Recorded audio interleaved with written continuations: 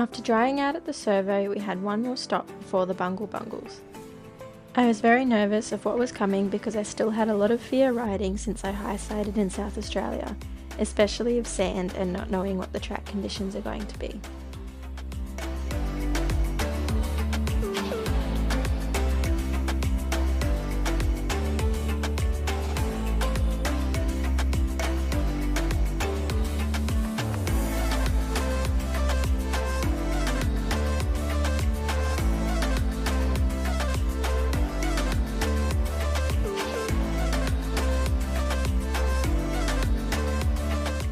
We rode just over 400 kilometres to Mary's Pool where we camped for the night, anxiously waiting to find out if we could make it into the Bungle Bungles the next day.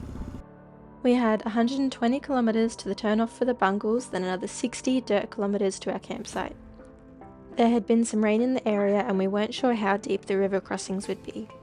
We heard that the biggest crossing is not very far in, so we would know soon enough if we were able to make it the rest of the way. We have heard a lot of different answers for how many water crossings there are, as it varies depending what the weather has been like. I'm going to keep count of the crossings on the screen, but just know that I'm using the term water crossing very loosely as a lot of them are just big puddles, but you can see that they would be a small creek if there had been more rain. For this one, we couldn't go through the middle like the cars without flooding our airboxes, so got off the bikes to plan our route. We were able to creep around the edge, navigating big rocks and drop-offs. We got the DRZ through the hard bit without too much trouble, and now it was time for the Himalayan, which was a bit more of a struggle, weighing 200 kilos plus bags with only 24 horsepower. She was not easy to manoeuvre. Houston took the lead for this one because it was not worth the risk of drowning my bike to get some practice in, but it was definitely a two-person job.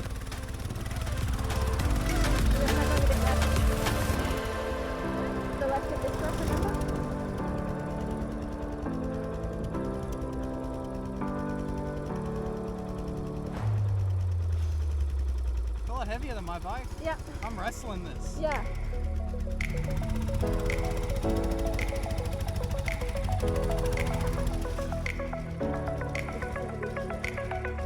Maybe back up a little bit more.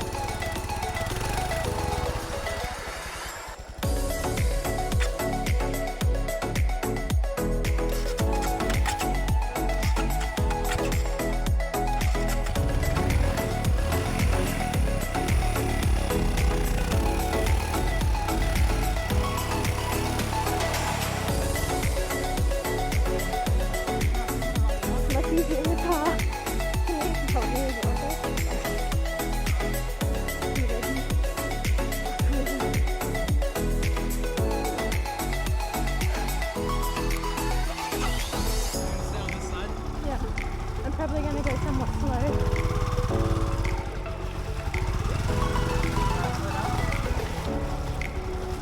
Rocky again. Yeah, and then go middle. Yeah, I think I can see where I want to go.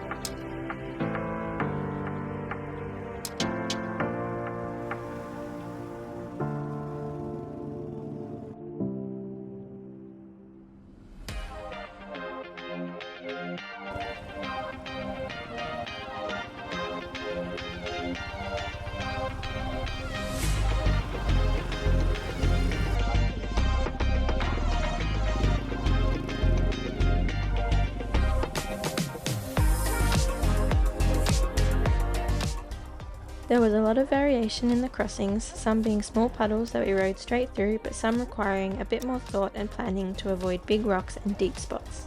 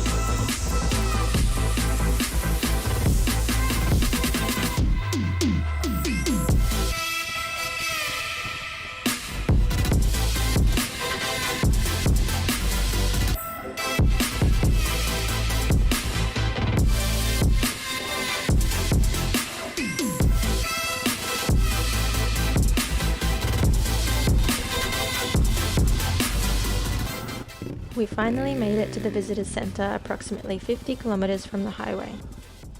We noticed a bolt had rattled off my exhaust, but one of the bus drivers quickly came to help, giving me a wire to hold it together to the campsite, where they found a nut and bolt for it.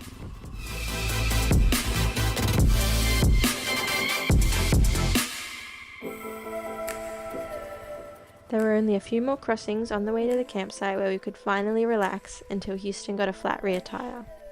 We were able to pump it back up and it held pretty well to the campsite, but we definitely needed to fix it before we left.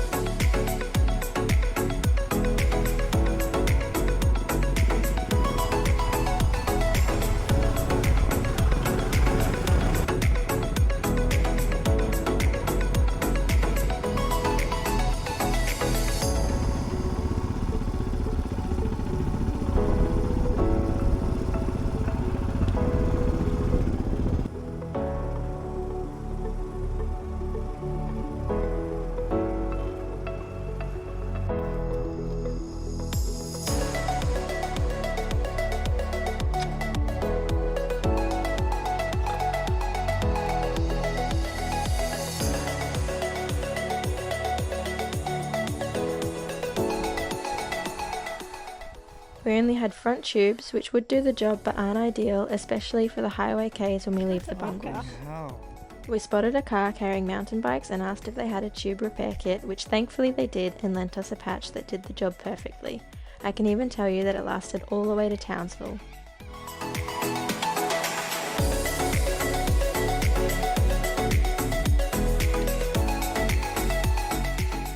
Aside from the flat tyre, we were stoked to have made it into the Bungles and couldn't wait to explore the next day.